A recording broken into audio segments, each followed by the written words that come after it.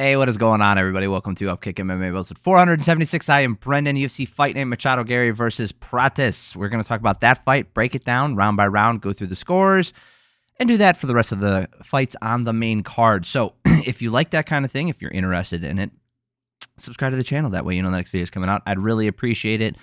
Also, there's times I haven't been saying this because I think it should just be standard on YouTube for like creators. Like there's timestamps down below, so if you want to skip from fight to fight, you're more than welcome to do that. Like I said, I think it should just be standard. All right, Machado Garry taking on Carlos Prates. The fight nerds finally lost one. Kind of expected. This fight as a whole went a way that was predictable. The round by round when it went that way felt less so. Like, I didn't see it going this exact way, meaning like Garry controlled the first 3 rounds and then Prates turned it up and tried to get a finish in the last 2 rounds. It's not what I expected to happen. I figured Prates would come out hot, land a couple big shots, Garry would slow things down and get control as the fight went on. I figured it would be the opposite of what happened, essentially. But Prates did not look shorter. So first of all, he's supposed to be 2 inches shorter than Garry. I don't think so. They start to trade. They trade low kicks. They're measuring a lot in this first round, and most of the offerings are above the waist are being blocked by both guys. Garry snatches a single, easily defended. That clearly was a part of his game plan, though, and it became more and more successful as the fight went on. And then the bigger shots are attempted and landed. Oh, sorry. The bigger shots that are being attempted, landing or blocked, are by Garry, right? The Prates' bigger shots are all big misses. So anytime Prates sits down on a shot and really wants to throw something big, it doesn't hit anything. It just hits air. Whereas Garry, even if his big shots are being blocked, they're at least landing on the body. That does count for something, right? A blocked shot is better than a complete whiff. And I think, this first round, he outstruck him 15-7. It wasn't a blowout. It wasn't crazy. And I do think that those block shots do make a difference when it comes to the overall damage that you're incurring. So I gave Garry that first round 10-9. Second round, very similar sort of the first round. Garry doing a better job of completely evading the Prates offerings. Garry is just timing the entries really well, able to counter, get out of the way. So he's timing when Prates is coming in and able to sit down and counter or completely evade. Right, Prates just not able to find success in this round. I think he landed more. Sorry, so he did have more success, but it felt like a worse round for him, and that was because of the differential, 34-12 for striking numbers in favor of Garry. This was probably his best round, as far as damage goes. Third round, Prates finally sitting down on the kicks and trading with Garry. Now, this is what I thought would happen earlier, but it didn't. A huge uppercut from Garry staggers Prates and is able to open up his offense even more, landing some really good shots. Then he gets his first takedown of the fight with 2:10 left, controls him on the ground for quite some bit, and Prates just falling way behind. He really needs a finish. So got outstruck here 26-10. He got outstruck in every single round, even the rounds that people gave to him, including myself. So I had it 30-27 going into the fourth round. Prates starts the round with some success, again with the pressure, the body kick, but as usual, he's just waiting too much, and Garry starts to put together numbers. He gets ahead on the numbers. Biggest success of the fight for Prates with a couple left hands and Garry forcing the takedowns. I had Prates winning this round, even though he got outstruck 23-12. I felt like he did more damage in this round, although it was relatively close. So I had a 39-37. This is just a really smart way to win the fight from Garry. Not looking for the finish, not looking to overextend himself, just staying relatively safe. Now, this last round, because of what he was doing, Prates was able to open up, trying to get a little crazy. He was saving. It looked like maybe he was saving energy for one big burst in this last round. It kind of worked. Garry landing a huge right-hand counter as he backs up, staggering Prates, then shoots the double, and he gets to the clinch, but then he goes for a takedown again, fails on it, ends up on bottom, taking a lot of ground and pound from from Prates. And they were calling for it, like, oh, could he get the finish? But never. He was landing shots on the ground. If you look at the ground strikes, 12, he did land a few of them. That's where a majority of his offense in this round came from. And this was the closest round as far as strikes goes, 28-22. This is clearly Prates' round. It's too little too late, though. He was going for that finish. Who am I to sit here and critique his game plan. It just didn't seem like the preparation that they did correctly identified his opportunities. Let's put it that way. I feel like his opportunities were in the chaos, not the clean striking. He was getting outstruck the first 3 rounds when he tried to have a striking battle. So all of this, like, oh, he's a kickboxer, Muay Thai, and all this other stuff, Garry's just better. He was just better at it. I don't know if they thought Prates would be able to wear him down and be better, or I don't know what the plan was. But in those first 3 rounds, maybe it was land a big shot. But that's not a successful strategy long term for a majority of fighters. Even the best fighters who hit hard, you might be able to string together quite a few wins. But it is very hard to sustain success when you are just a one-punch knockout artist. Looking at the scorecards here, no surprises. Saldamato, Chris Lee both gave the first 3 rounds to Garry, last 2 rounds to Prates, and then Travis Busking gave that 4th round to Garry as well. So I think that's fine. That's a fine scorecard. Looking at the rankings, Garry was calling for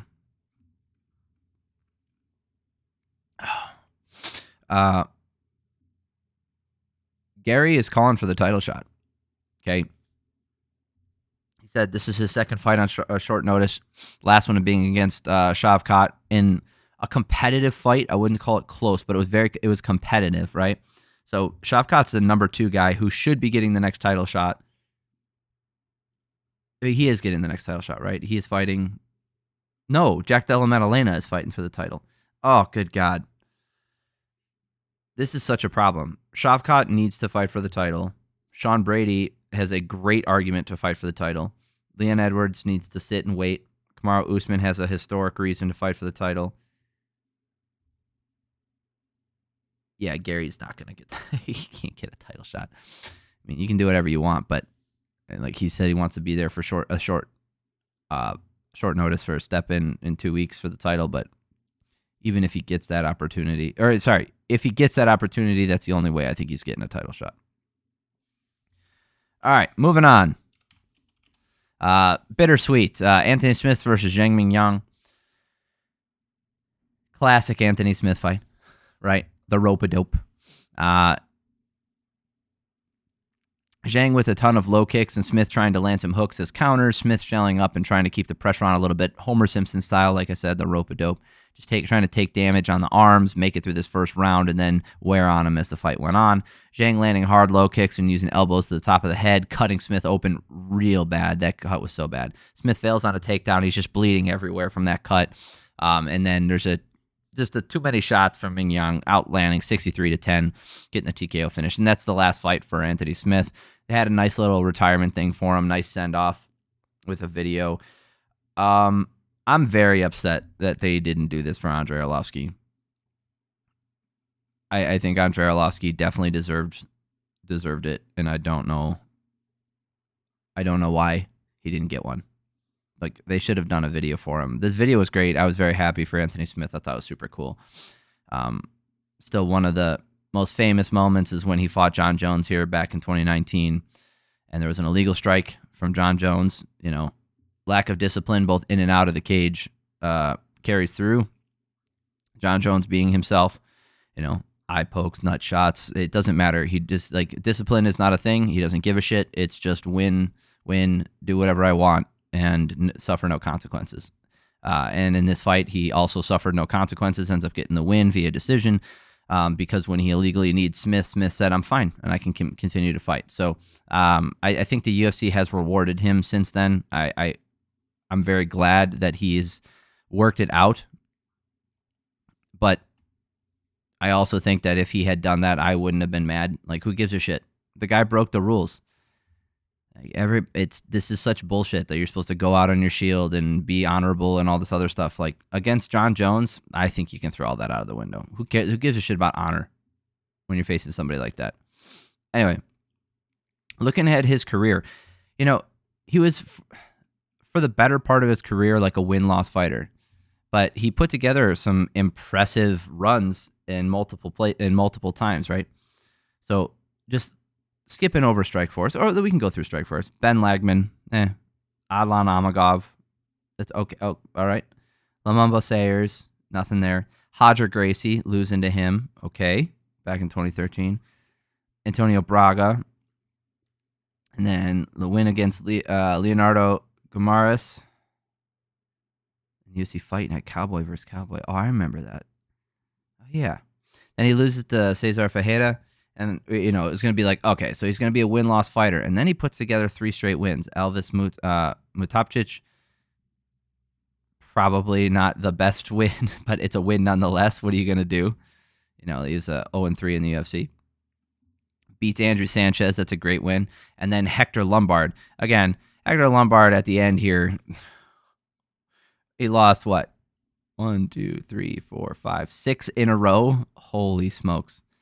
Boy, when he came over, he was the hot shit. But he went 3 and 10, 3, 10 and 1 in the UFC. Yeah, because that Josh Berkman one was overturned.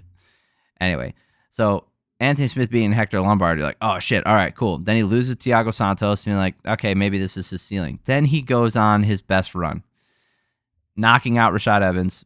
At the time, that's not impressive, but okay, it's fine. Shogun, again, at the time, and then Volkan Oezdemir. Now, that was his best win in that run. Gets the title shot from it. Could have won the title by saying, I can't continue. Loses a decision.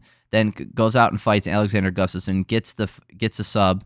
Loses to Glover Teixeira in one of the gutsiest performances I've ever seen, as Glover Teixeira is beating the shit out of him so bad that his teeth are falling out, that Anthony Smith is grabbing his teeth and giving him to the referee to tell him to hold on to him, and then Glover Teixeira is apologizing that the referee's not calling it, and then Anthony Smith goes, "It is what it is." God, that was fucking crazy. Losing to Rakic, again, no shame in that. Then beats Devin Clark, Jimmy Crute, Ryan Spann. You're like, oh shit, he's got this again. Then he loses to Magomedov Ankalaev, the current champion. Loses to Johnny Walker. That's a hard fight a lot of times. Beats Ryan Spann, another up and comer. You're like, Ryan Spann's finally doing his shit and put stuff together, and then he beats Ryan Spann. Loses to Khalil Roundtree, beats Vitor Petrino, who is supposed to beat the fucking brakes off of Smith, which was an impressive one, and then loses to Roman Dolidze. Never really got out of first gear in that one. Dominic Reyes, and then Zhang Mingyang. So overall, what's his legacy in the UFC? I think a game fighter who was always there, had his moments in the UFC as far as challenging for the title, and historically, just one of those really tough. I would still call him a win-loss fighter, but a really tough guy, a tough out, and I like his commentary. I wouldn't put him in the Hall of Fame, but he was a fun fighter while it lasted. All right, Giga Chikadze versus David Onama. Boy, this had the makings of a fun fight, and then David Onama decided he wanted to become a wrestler. Also, Giga missed weight, which isn't fucking cool. I hate that shit. Missed weight by a pound. That's not even close. That's horrible. Chikadze landing kicks to the legs, then up top and going to the body, finding the mark with that right hand. It's just so freaking fast. Giga is so fast, man. And Chikadze really starts kicking those legs out, doing some damage. Doing a good job of planting. So he retreats and then he plants, and I didn't bring up the stats for you guys. I'm sorry. He retreats, plants, throws, moves, and then he's so freaking good on the feet. Onama finally lands a clean right hand, and then he starts trying to pour on the offense, but opens himself up and eats a bunch of shots in return. Chikadze hurts him with the right hand, and Onama's wobble, just holding on for dear life, and gets a takedown right at the end of the round. Chikadze with much better striking to take that round. People were saying that was Onama's round up until that, the fuck out of here. He was outstruck the entire round. He was behind the entire time. He was never ahead in that round. 21-13 for striking numbers in favor of Chikadze. Second round, Onama is heavy with the presser, trying to land that left hand as Chikadze lands his kicks, backing up. And then Onama, the striker, decides he found a better way to win, which was hold him down. So that's what he did. He held him down for 3 minutes in this round and then 2 minutes and 24 seconds in this last round. We don't need to talk about it. There was nothing on the ground, barely advanced, didn't really do anything, didn't do a lot of damage. He landed 6 ground strikes in the second round, 4 ground strikes. In 2 minutes and 24 seconds, he managed to land 4 ground strikes and attempt 0 submissions. And in the previous round, 3 minutes of control time, landing 6. So with another 30 seconds, he landed 2 more strikes in that second round. So good for him. It's just, smart move by him. Not mad because he made a smart move. I just was bored that I had to watch that shit.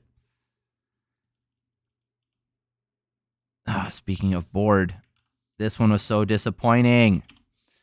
Michel Pereira versus Abus Magomedov. Good God. This one had the promise of being something fun. It really did. Anytime Michel Pereira gets in there, you're like, oh, hell yeah, it's going to be exciting. God dang. Again, just never got out of first gear, it seemed like. It's very reserved from Pereira. Magomedov landing the hard lead hook, staggering him for a second. He starts going off, but his problem is cardio, not really power, right? Magomedov's thing is always cardio. That his problem is cardio, and it showed it reared its ugly head in this fight as well. It was bad. So, looking at this, Magomedov getting this round for sure. Hopefully, it's enough. He gets a takedown, gets on the back. He outstruck him here 18-7.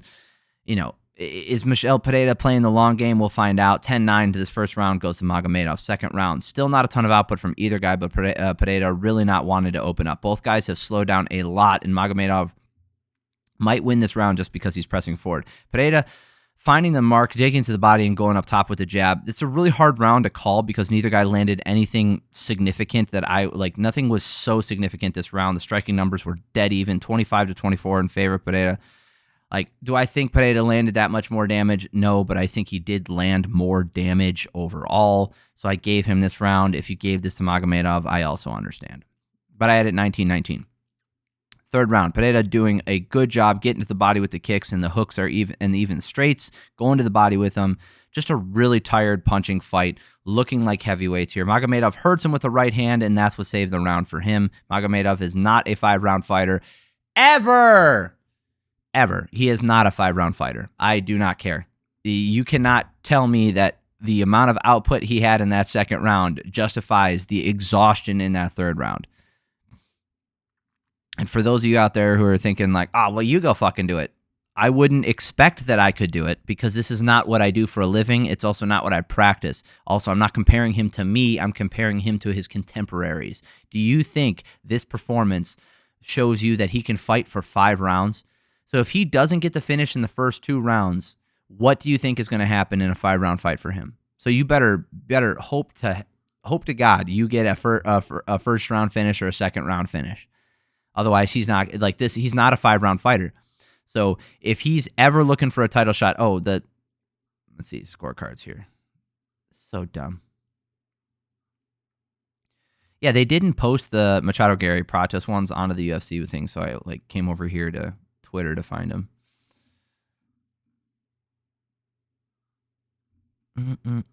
All right.